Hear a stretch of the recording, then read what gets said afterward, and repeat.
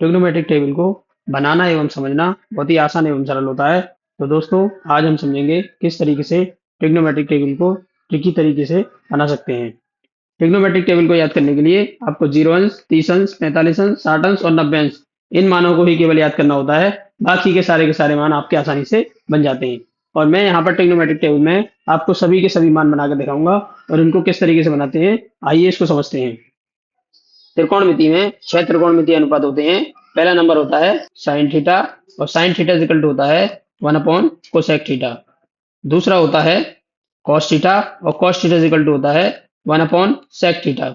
इसी तरीके से tan theta is equal to होता है 1 अपॉन कॉट थीटा, और cot theta is equal to होता है 1 अपॉन टेन थीटा, और sec theta is equal to होता है 1 अपॉन कॉस थीटा। 6 नंबर पे आता है आपका कोसेक थीटा, और cosec theta is equal to होता है 1 अपॉन साइन थीटा। तो ये 6 त्रिकोणमितीय अनुपात होते हैं, sine theta, cos theta, tan theta, cot theta, sec theta और कोसेक थीटा। तो ट्रिग्नोमेट्रिक टेबल को बनाने के लिए सबसे पहले लिखेंगे हम 0, फिर लिखेंगे 1, फिर लिखेंगे 2, फिर लिखेंगे 3, फिर लिखेंगे 4। क्यों लिखते हैं? क्योंकि हमारे पास 0 अंश, 30 अंश, 45 अंश, 60 अंश और 90 अंश 5 वैल्यू होती हैं। इन 5 वैल्यू को ही हमें क्या करना होता है, याद करना होता है। उसी के हिसाब से हमने 0 1 2 3 4 लिख लिया है। अब आप क्या करेंगे, इन सभी को 4 से भाग दे देंगे। इन सभी को क्या करेंगे, 4 से भाग दे देंगे। और मैंने इनको क्या किया, 4 से भाग दे दिया। जब आप इनको 4 से भाग दे देते हैं तो ये वैल्यू 0 आ जाती है, ये 1/4 आ जाती है, ये 1/2 आ जाती है, ये 3/4 रहेगी, और ये रहेगी आपकी 1।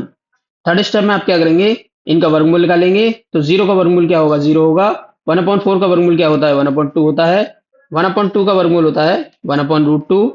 3/4 का वर्गमूल होता है √3/2, और 1 का वर्गमूल होता है 1।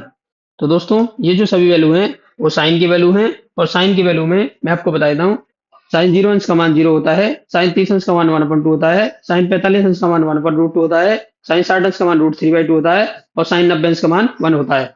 अब आप समझिए इस ट्रिग्नोमेट्रिक टेबल को हम किस तरीके से बनाते हैं।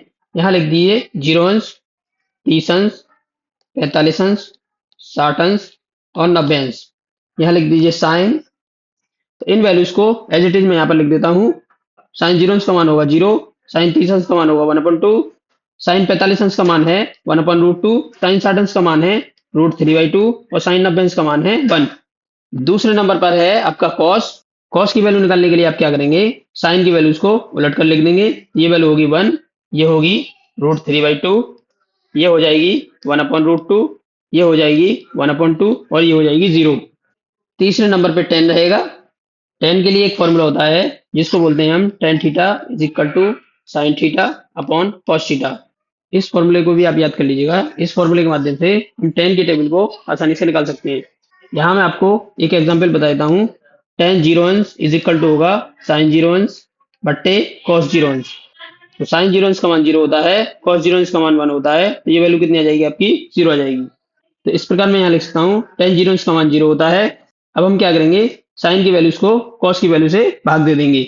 और जैसे ही हम भाग देते हैं तो टेन की वैल्यू आपको निकल के आ जाती है। तो ये वैल्यू आएगी आपकी 1/√3, अर्थात टेन 30 अंश का मान कितना होगा, 1/√3। इसी तरीके से टेन 45 अंश का मान कितना होगा, 1 होगा। टेन 60 अंश का मान कितना होगा, √3 होगा। टेन 90 का मान कितना होगा, 1/0, अर्थात मैं इसको लिख सकता हूँ इनफाइनाइट या अपरिभाषित। इसको हम क्या बोलते हैं, अपरिभाषित बोलते हैं। चौथे नंबर पे आता है आपका कॉट, और कॉट की वैल्यूज वही होती हैं जो टेन की होती हैं। बस इन वैल्यूज को आप क्या करते हैं, उलट कर लिख देते हैं। तो कॉट 0 का मान कितना होगा, इनफाइनाइट। कॉट 30 अंश का मान कितना होगा, √3। कॉट 45 अंश का मान कितना होगा, 1। कॉट 60 अंश का मान कितना होगा, 1/√3। कॉट 90 अंश का मान कितना होगा, 0 अंश। पांचवें नंबर पे आता है आपका सेक। सेक की वैल्यू निकालने के लिए मैंने आपको एक फॉर्मूला बताया था, sec theta equal to 1/cos theta. तो सेक 0 अंश का मान कितना होगा, 1 होगा। चूंकि सेक 0 अंश इक्वल टू होता है 1/cos 0 अंश, अर्थात 1/1। तो 1/1 का मतलब हो गया 1 हो गया। सेक 30 अंश का मान कितना हो जाएगा, 2/√3 हो जाएगा। इसी तरीके से सेक 45 अंश का मान कितना हो जाएगा, √2 हो जाएगा। सेक 60 अंश का मान कितना हो जाएगा, 2 हो जाएगा। सेक 90 अंश का मान कितना होगा, 1/cos 90 अंश, अर्थात 1/0। और 1/0 का मतलब होता है अनडिफाइंड या अपरिभाषित। नेक्स्ट वैल्यूज निकालेंगे हम कोसेक की, और कोसेक की वैल्यूज निकालने के लिए आपको क्या करना होगा, बस सेक की वैल्यूज को उलट कर लिख देंगे। तो कोसेक 0 अंश का मान होता है इनफाइनाइट, और कोसेक 30 अंश का मान होता है 2, और कोसेक 45 अंश का मान होता है √2, और कोसेक 60 अंश का मान होता है 2/√3। और कोसेक 90 अंश का मान होता है 1। यदि आपको हमारा वीडियो पसंद आता है तो लाइक शेयर और सब्सक्राइब कीजिए। जय हिंद, जय भारत।